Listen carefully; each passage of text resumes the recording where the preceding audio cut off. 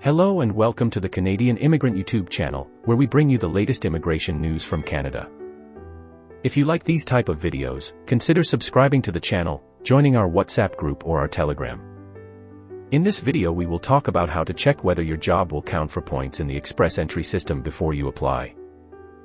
Work experience only counts for express entry if it is considered skilled, according to Canada's occupation classification system. When Immigration, Refugees, and Citizenship Canada, IRCC, assesses your work experience, it looks at how much education is required to do your job. Generally speaking, the more education and experience it takes to work in your position, the higher your occupational skill level will be. Canada currently analyzes a job's skill level using the 2016 National Occupational Classification, NOC. For economic class immigration, IRCC generally uses the NOC to evaluate how the work experience of a given immigration candidate will support the mandate of the immigration program they are applying for. Economic class immigration programs are specifically designed to fill job vacancies with foreign talent to support Canada's labor market and long-term prosperity. When it comes to express entry, the specific occupation does not matter as much as the skill level.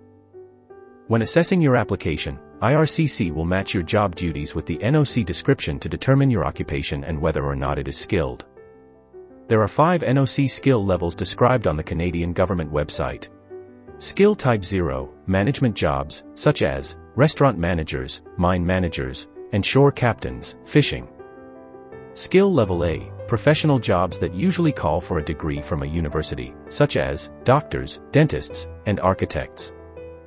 Skill Level B, technical jobs and skilled trades that usually call for a college diploma or training as an apprentice, such as chefs, plumbers, and electricians. Skill Level C, intermediate jobs that usually call for high school and/or job-specific training, such as industrial butchers, long-haul truck drivers, food and beverage servers. Skill Level D, labor jobs that usually give on-the-job training, such as fruit pickers, cleaning staff, and oil field workers.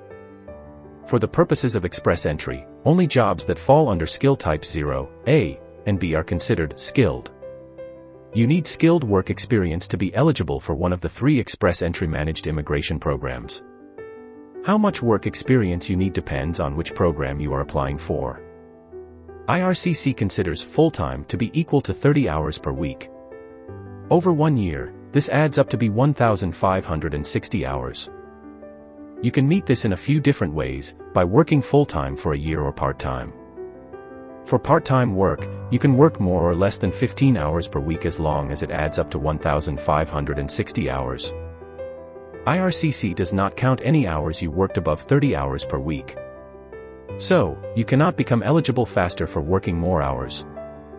Also, all work experience for the purposes of an express entry managed program must be paid. Volunteer work and unpaid internships do not count.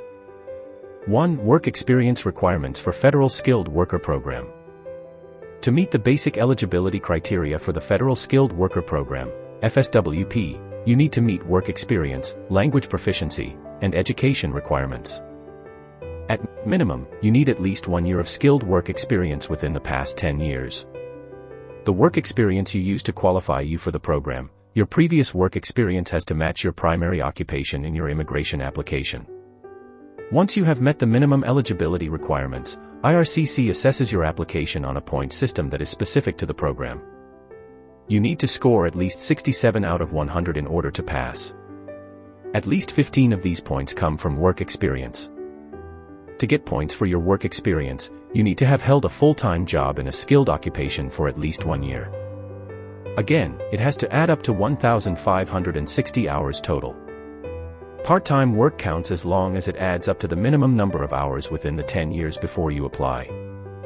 Your work experience will count if it was in Canada or abroad, completed while you were studying or while being self-employed outside of Canada. Self-employment in Canada does not count. To get the full 15 points, you need at least 6 years of eligible work experience. Having only 1 year of work experience will get you 9 points. 2 to 3 years is enough for 11 points, and 4 to 5 years equates to 13 points. You can also get an additional 10 points for adaptability if you have at least 1 year of full-time, skilled work experience in Canada. 2. Work experience requirements for Canadian Experience class. The Canadian Experience Class, CEC, is for people who have work experience in Canada. In order to meet the work experience requirement, you need to have worked full-time for at least 1 year in Canada in a skilled occupation. This work experience may have been completed anytime within the 3 years before you apply for permanent residency through the CEC. Self-employed work and work that you did while studying in Canada does not count. For the CEC, you also have to demonstrate a minimum language proficiency, among other eligibility criteria. 3. Work experience for Federal Skilled Trades Program. The Federal Skilled Trades Program, FSTP, is for skilled trades workers. To fulfill the work experience requirement, you need at least 2 years of full-time work experience in a skilled trade within the 5 years before you apply. The equal amount of part-time work experience is also eligible, as long as it is paid.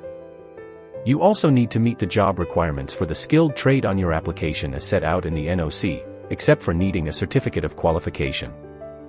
Plus, you need a valid job offer of full-time employment for at least 1 year, or a certificate of qualification in your skilled trade issued by a Canadian provincial, territorial, or federal authority. Beyond the work experience, FSTP candidates also have to meet a minimum language proficiency, among other requirements. If you like these types of videos, don't forget to like and subscribe to the channel as we bring you more immigration news from Canada.